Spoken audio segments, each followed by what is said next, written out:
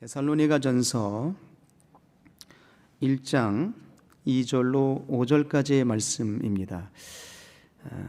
우리 한 절씩 교독하도록 하겠습니다.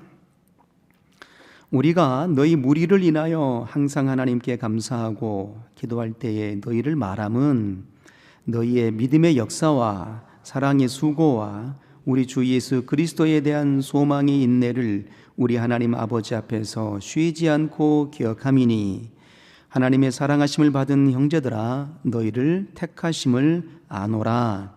이는 우리 복음이 말로만 너희에게 이른 것이 아니라 오직 능력과 성령과 큰 확신으로 된 것이니, 우리가 너희 가운데서 너희를 위하여 어떠한 사람이 된 것은 너는 아는 바와 같으니라. 아멘.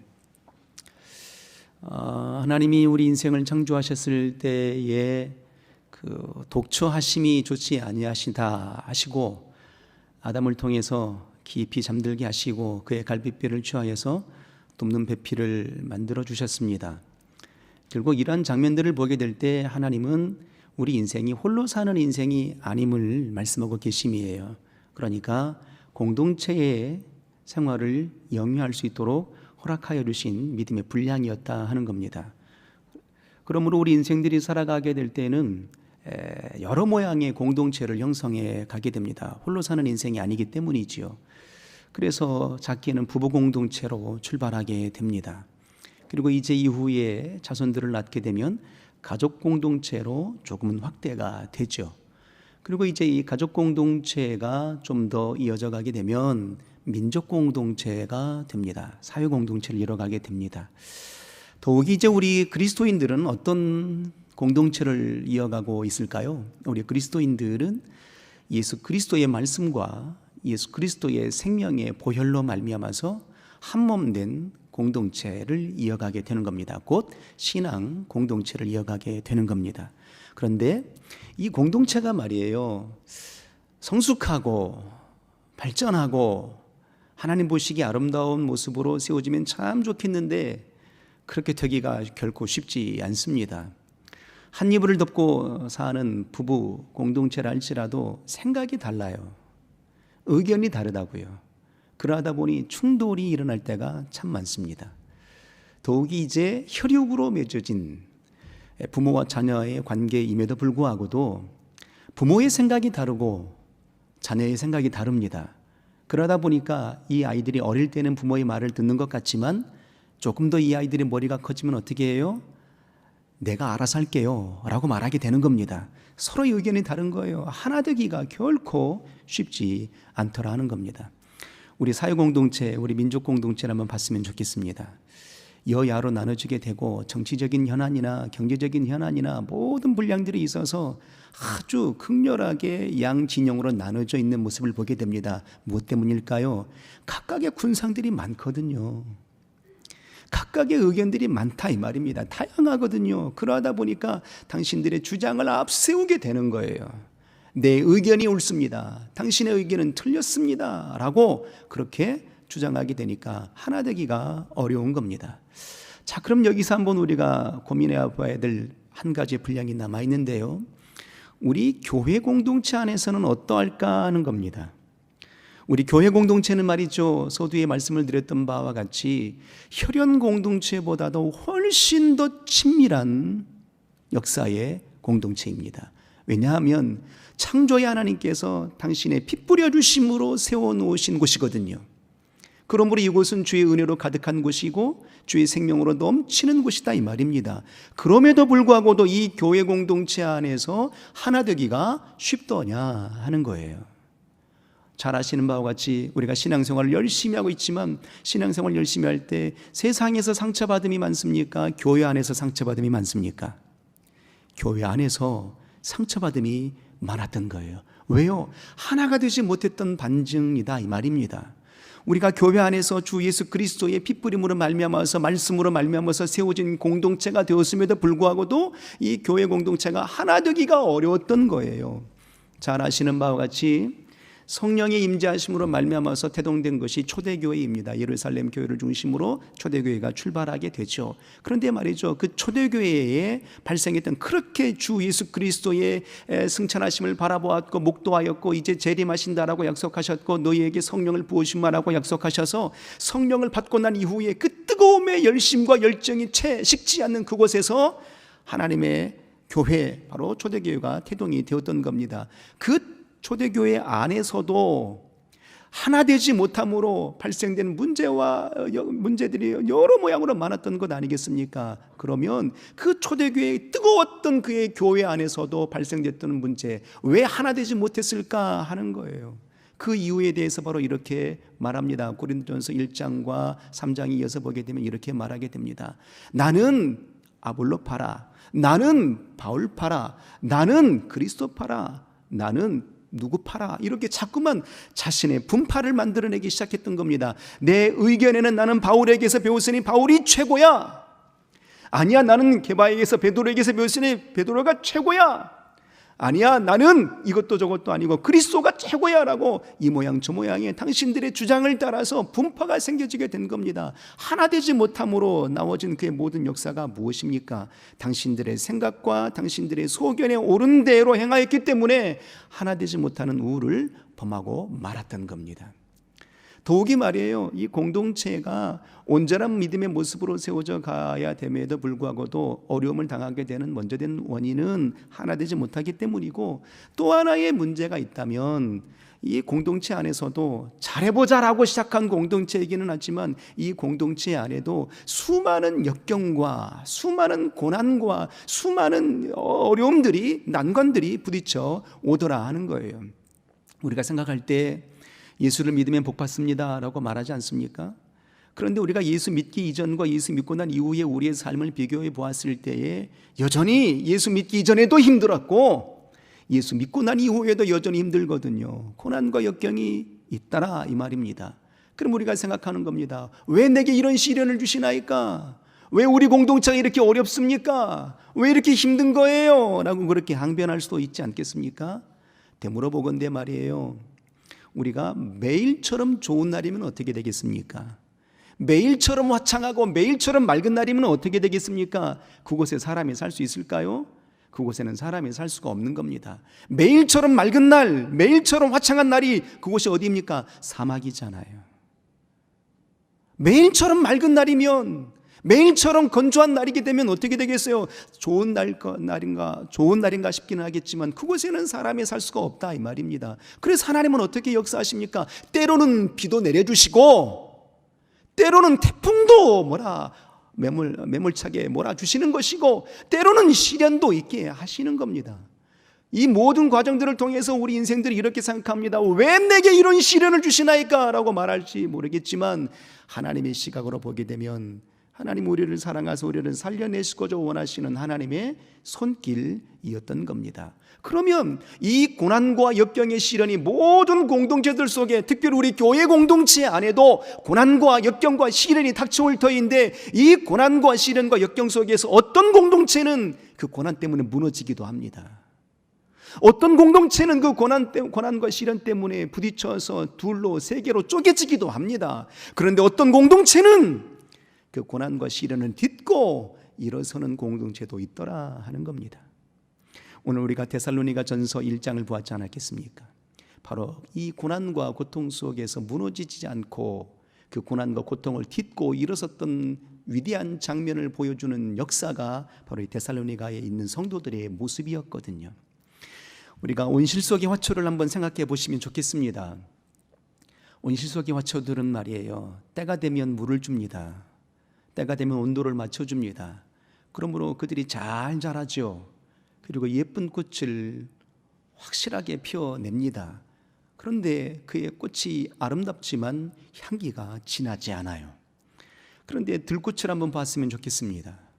시련이 있습니다. 비바람이 치는 그 모든 인고의 세월들을 견뎌냅니다. 동토에 얼어붙은 땅을, 그 추위를 견뎌내게 됩니다. 그 모든 시련과 역경을 견뎌내었으므로 비록 모습은 초라할지 몰라도 아주 화려하고 예쁜 꽃을 피워냅니다. 그런데 그 향기가 어떠합니까? 아주 진하거든요. 여기서 우리가 알 수 있는 것은 이런 겁니다. 온실 속에 있는 화초는 향기만 진하지 못한 것뿐만 아니라 조금이라도 환경을 옮겨주게 되면 그들이 적응하지 못합니다. 쉬 죽고 말더라 이 말이에요.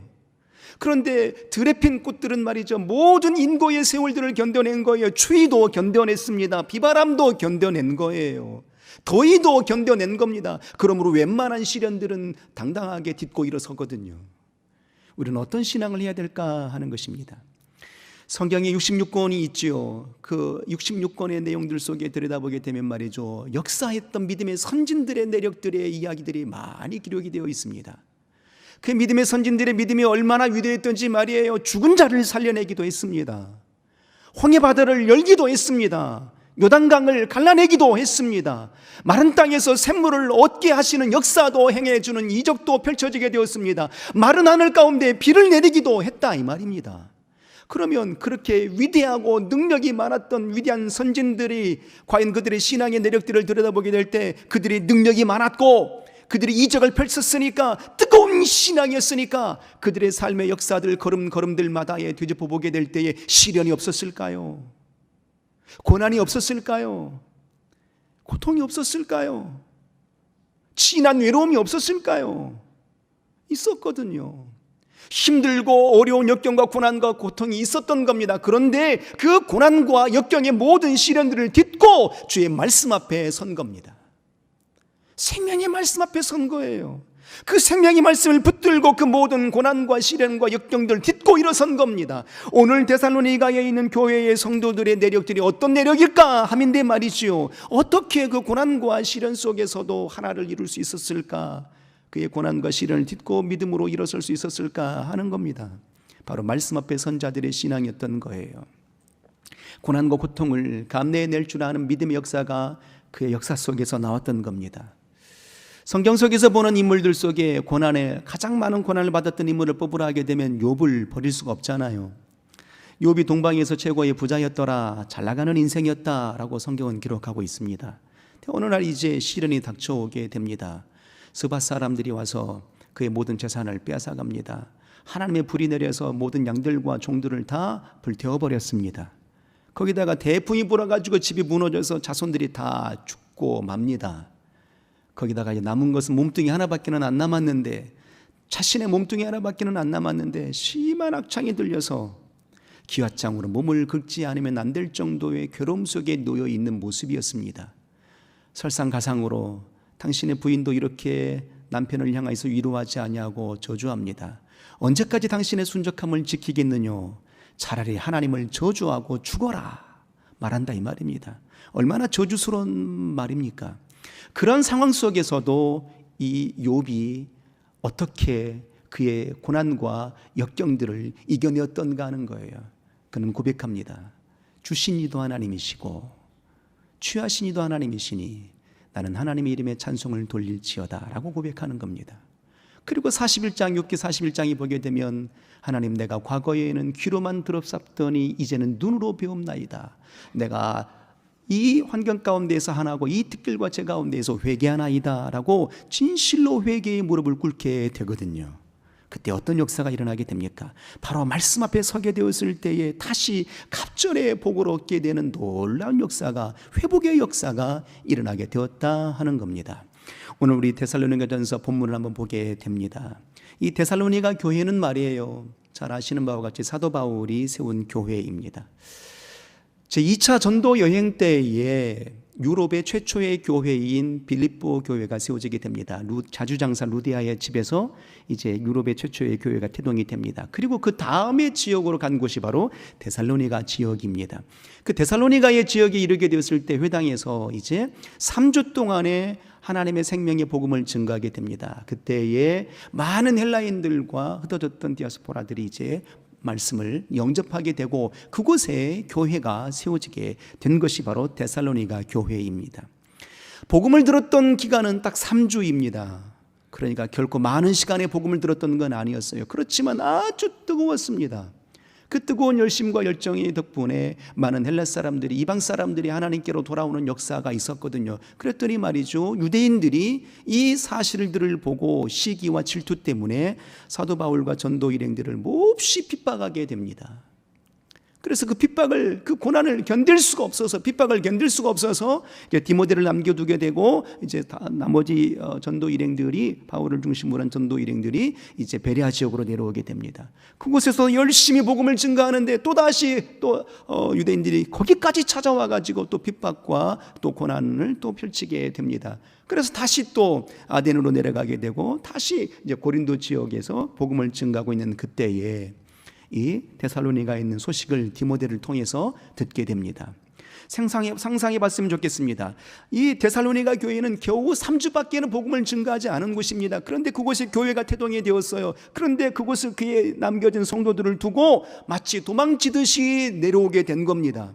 그러면 이 사도 바울이 생각했을 때 데살로니가 성도들이 얼마나 마음이 아플까요? 그들을 생각할 때마다 얼마나 마음이 괴로웠을까요? 그들이 부디 잘 되기를 얼마나 소원했을까요? 그의 마음의 표현이 2절에 이렇게 말합니다. 자, 성경을 한번 볼까요? 2절입니다. 오늘 1장 2절. 바로 사도 바울이 데살로니가에 있는 성도들을 향한 마음이 어느 만큼 진실했는지 이렇게 표현하게 됩니다. 자, 2절을 읽습니다. 시작. 우리가 너희 무리를 인하여 항상 하나님께 감사하고 기도할 때에 너희를 말함은 이에요. 우리가 누구입니까? 사도 바울과 전도 일행들이에요. 우리가 너희 무리를 인하여 항상 하나님께 감사하고 기도할 때마다 너희를 말함은 이에요. 이 장면의 역사를 좀 더 깊숙하게 한번 들여다보십시오. 내가 기도할 때마다 너희를 말한다 함의 역사가 뭐겠습니까? 내가 기도할 때마다 너희 데살로니가에 있는 성도들 이름을 하나씩 하나씩 불러가면서 내가 기도한다는 거예요. 얼마나 그의 마음이 간절했는지를 알 수 있는 대목입니다. 내가 너희를 놓고 오미 얼마나 마음이 애절한지 말이에요. 우리가 직분을 감당할 때, 목장이나 여러 가지 일들을 감당할 때, 공동체를 감당하게 될 때 말이죠, 각각의 심령들이 있잖아요. 그들의 영혼이 힘들고 어려울 때 우리가 얼마나 부르짖습니까? 우리도 기도할 때 이름을 하나씩 하나씩 불러가면서 기도하지 않았겠습니까? 그 역사의 마음이 사도 바울의 마음이었던 거예요. 그 간절한 마음으로 기도했던 역사 말이죠. 그리고 사도 바울이 생각했을 때에 데살로니가 성도들이 얼마나 고난을 받고 있을까, 얼마나 고통스러웠을까, 혹여 무너지지는 않았을까, 혹여 배교하지는 않았을까, 얼마나 근심이 많았겠어요. 그렇게 궁금하고 간절한 심령으로 기도할 때에 드디어 디모데를 통해서 데살로니가에 있는 성도들의 소식을 듣게 된 겁니다. 그런데 그 소식이 놀랍습니다. 힘들고 고난과 역경 속에서 무너지고 찢어지고 나눠질 줄 알았는데, 하나됨이 무너질 줄 알았는데, 그의 고난을 딛고 일어선 역사의 내력의 소문을 듣게 된 겁니다. 놀랍지 않으십니까? 그 역사의 내력을 이렇게 말하게 됩니다. 3절 한번 볼까요? 3절도 한번 큰 소리로 읽겠습니다. 시작.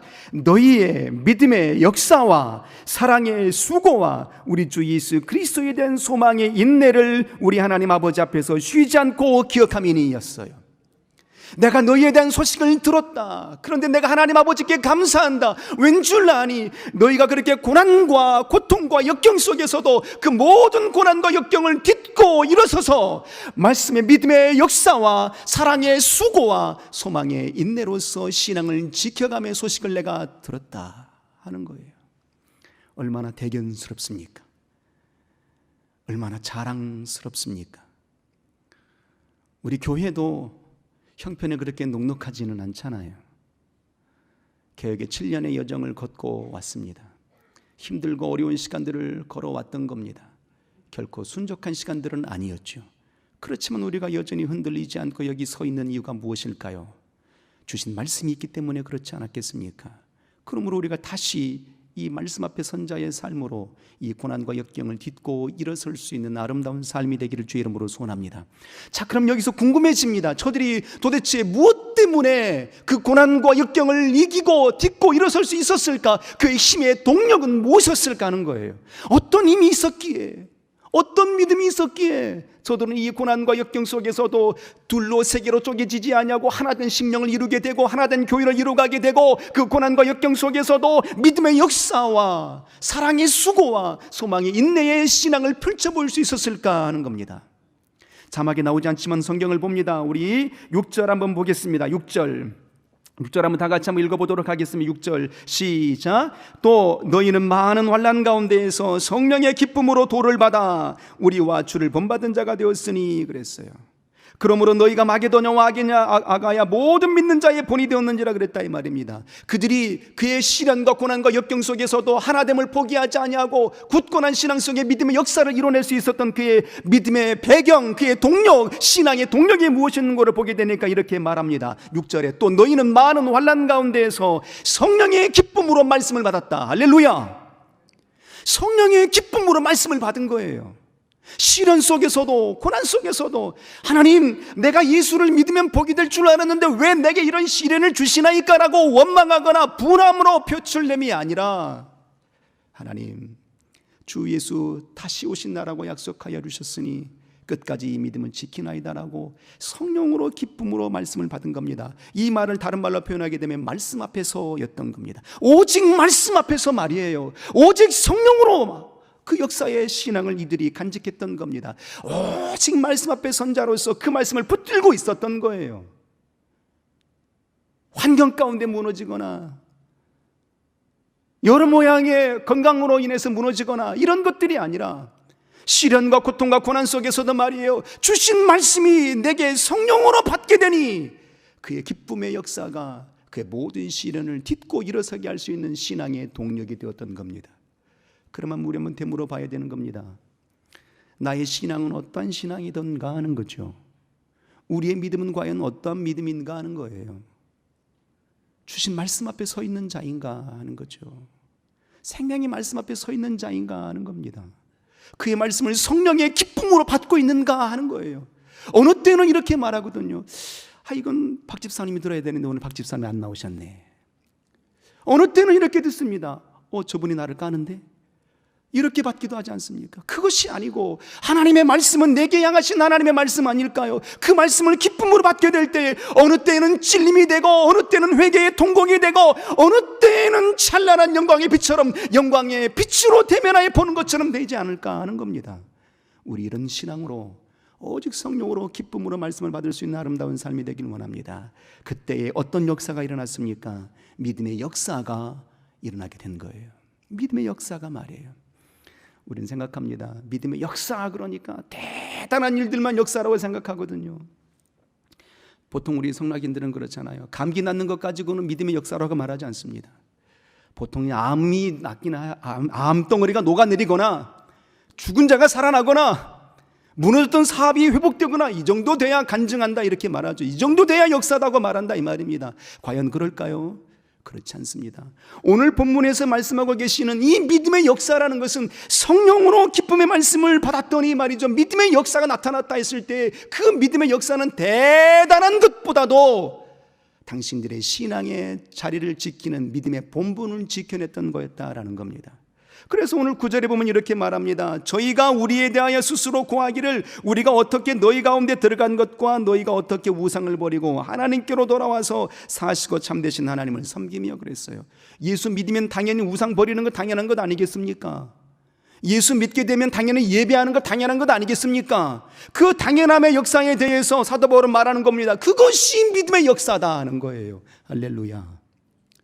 예배 성공할 수 있는 신앙 말이에요. 세상과 구별되어 나가는 그 모든 신앙들 말입니다. 가장 기본적인 것이지만 여전히 우리가 그 기본적인 내력들을 우리가 지키지 못할 때가 너무 많았던 겁니다. 하나님보다도 자손이 더 사랑스러울 때가 있어요. 하나님보다도 내 환경이 우선일 때가 있어요.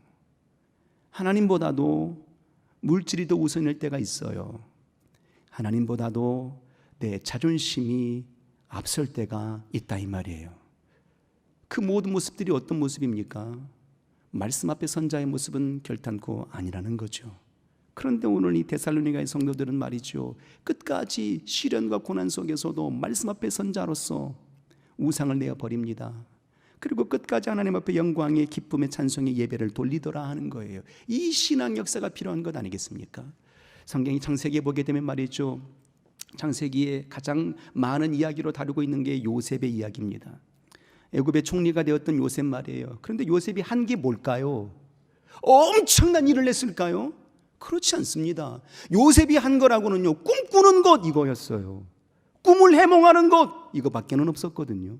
그런데 하나님께서 주신 그 꿈을 붙잡았어요. 오직 말씀 앞에 선자의 신앙의 삶으로 가는 겁니다. 그래서 그가 시기와 형들의 시기와 질투로 구덩이에 던져지게 되고, 그리고 장자 루벤에 의해서 겨우 목숨 구제해가지고 이제 애굽의 종으로 팔려가지 않았겠습니까? 그렇지만 그의 고난과 역경의 모든 순간순간들마다에도 말이죠, 내가 하나님 앞에 선자라는 그의 믿음의 모습을 버리지 않았던 겁니다. 그래서 창세기 39장에는 이렇게 표현하게 됩니다. 요셉이 여호와 함께 하심으로, 여호와께서 요셉과 함께 하심으로 그가 손대는 모든 일들이 형통하였더라라고 말하고 있는 거예요. 억울한 누명을 쓰고 감옥에 갈지라도 감옥에서도 전 감옥을 감당하는 총리가 되고, 다시 또 애굽의 전 역사를 감당하는 총리가 되더라 하는 겁니다. 그 모든 역사가 어디서 나왔을까요? 큰 일을 했기 때문이 아닌 거라 이 말이에요. 당신의 신앙의 자리를 지켜냈기 때문이라 이 말입니다. 말씀 앞에 선자의 신앙의 모습이라는 건 크고 위대한 것들보다도 비록 작지만 소소하지만 내 신앙의 자리를 지켜내는 것, 내 믿음의 본분을 지켜내는 것, 이것이 바로 믿음의 역사였던 겁니다. 우리 이런 신앙을 간직한 인생이 되기를 주 이름으로 소원합니다.